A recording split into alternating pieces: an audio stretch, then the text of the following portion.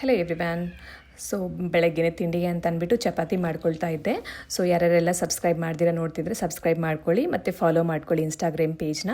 So ಹಾಗಲಕಾಯಿ ಗೊಜ್ಜು ಮಾಡೋಣ ಚಪಾತಿ ಜೊತೆಗೆ ಅಂತ ಅಂದ್ಬಿಟ್ಟು ರೆಡಿ ಮಾಡ್ಕೊಳ್ತಾ ಇದ್ದೆ. ಮೊದಲಿಗೆ ಒಂದು ಸ್ವಲ್ಪ ಹಾಗಲಕಾಯಿನ ಕಟ್ ಮಾಡಿ ಸ್ವಲ್ಪ ಹುರ್ಕೋಬೇಕು ಎಣ್ಣೆಯಲ್ಲಿ.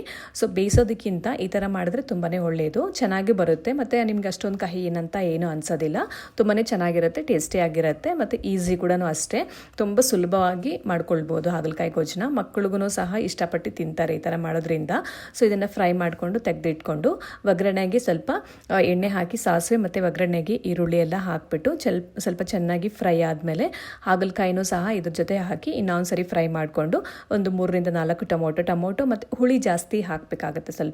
ಸ್ವಲ್ಪ ಹುಳಿ ಜಾಸ್ತಿ ಹಾಕಿ ಸ್ವಲ್ಪ ಇದ್ರ ಜೊತೆಗೆ ಟೊಮೊಟೊ ಜೊತೆಗೆ ಒಂದು ಸ್ವಲ್ಪ ಹುಣಸೆಹಣ್ಣು, ಸ್ವಲ್ಪ ಬೆಲ್ಲ ಹಾಕ್ಕೊಂಡು ಸ್ವಲ್ಪ ಶುಂಠಿ ಬೆಳ್ಳುಳ್ಳಿ ಪೇಸ್ಟ್ ಹಾಕ್ಬಿಟ್ಟು ನೀರು ಕನ್ಸಿಸ್ಟೆನ್ಸಿ ಎಷ್ಟು ಬೇಕೋ ಅಷ್ಟನ್ನು ಹಾಕ್ಕೊಂಡು ಮತ್ತು ಸಾಂಬಾರು ಪೌಡರು ಮತ್ತು ಮನೆಯಲ್ಲಿ ಮಾಡಿರುವಂಥ ಸಾಂಬಾರು ಪೌಡರ್ ಮತ್ತು ಸ್ವಲ್ಪ ಖಾರ ನಿಮಗೆ ಜಾಸ್ತಿ ಬೇಕು ಅಂತಂದರೆ ಸ್ವಲ್ಪ ಖಾರದ ಪುಡಿ ಆ್ಯಡ್ ಮಾಡ್ಕೊಳ್ಬೋದು.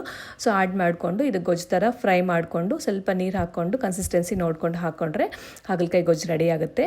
ತುಂಬಾ ಹೆಲ್ತ್ ಬೆನಿಫಿಟ್ಸ್ ಇದೆ ಇದರಲ್ಲಿ. ವಿಟಮಿನ್ ಸಿ ಮತ್ತು ನಾರಿನಾಂಶ ಎಲ್ಲ ಜಾಸ್ತಿ ಇರೋದ್ರಿಂದ ಡಯಾಬಿಟಿಕ್ಗೆ ಎಲ್ಲನೂ ತುಂಬಾ ಒಳ್ಳೆಯದು. ಇದು ತುಂಬಾ ಕಹಿನೂ ಅಂತ ಅನಿಸೋದಿಲ್ಲ ಈ ಥರ ಮಾಡೋದ್ರಿಂದ. ತುಂಬಾ ಚೆನ್ನಾಗಿರುತ್ತೆ, ಟೇಸ್ಟಿಯಾಗೂ ಇರುತ್ತೆ, ಮಕ್ಕಳಿಗೂ ಸಹ ಇಷ್ಟಪಟ್ಟು ತಿಂತಾರೆ. ಸೊ ಇದು ಕಾಂಬಿನೇಷನ್ ಆಗಿ ಇವ್ರಿಗೆ ಲಂಚ್ ಬಾಕ್ಸ್ಗೆ ಚಪಾತಿ ಜೊತೆಗೆ ಮಾಡಿಕೊಟ್ಟೆ. ತುಂಬಾ ಚೆನ್ನಾಗಿತ್ತು. ಸೊ ನಿಮ್ಮೆಲ್ಲರಿಗೂ ಈ ವಿಡಿಯೋ ಇಷ್ಟ ಆಗಿದೆ ಅಂತ ಅಂದ್ಕೊಳ್ತೀನಿ.